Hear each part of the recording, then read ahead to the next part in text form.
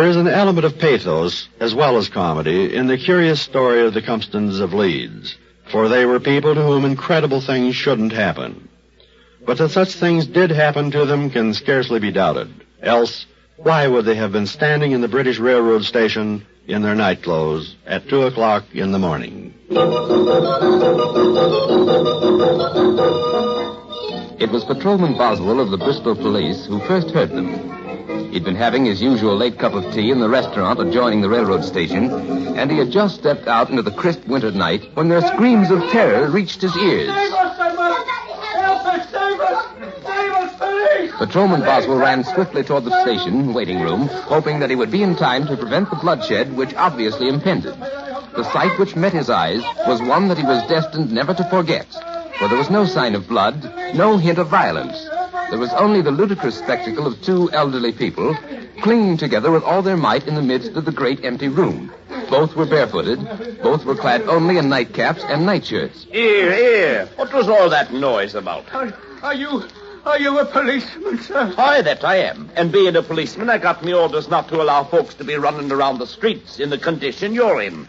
Now go on home, both of you. But you don't understand. Hurry up now, or I'll have you arrested on a charge of intoxication. My wife and I are respectable citizens. We are not intoxicated. Then what are you doing in public in your nightie? We had to leave our hotel in a hurry. We had no time to dress. We've had a very bad fight. All right, then, I'll help you. I'll get you back to your hotel. The hotel? Never. You can arrest us. You can hang us if you like. But we are not going back to that hotel. Patrolman Boswell had no choice but to arrest them on a charge of disorderly conduct. Standing before the police magistrate, they told their story. They were the Comptons of Leeds. It was their first holiday in 30 years, and now this terrible thing had happened. This ghastly experience they had had in room 117 of the Victoria Hotel. First, there had been the voices. From all around they had come. From the walls, and the floor, and the ceiling. And then there'd been the knocking, and finally the agonized groans, as if someone in a nearby room were dying. I think we ought to get out of here, Martha. I think we ought to get out of here, Martha. Is it an echo? Or is somebody mocking us? Is it an echo? Or is somebody mocking us? I don't know. All I know is we're getting out. And with that, Thomas Compton leaped from his bed.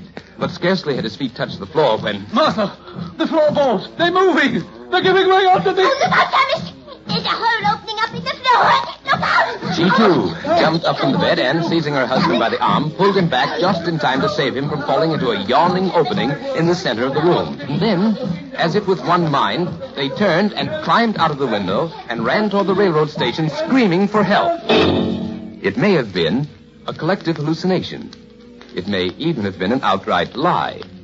But given the character of the persons involved, given the fact that they were found at the station in a condition which must have been a source of pain and embarrassment to them, how can we doubt that they were forced from their hotel by an intolerable experience? An experience incredible but true.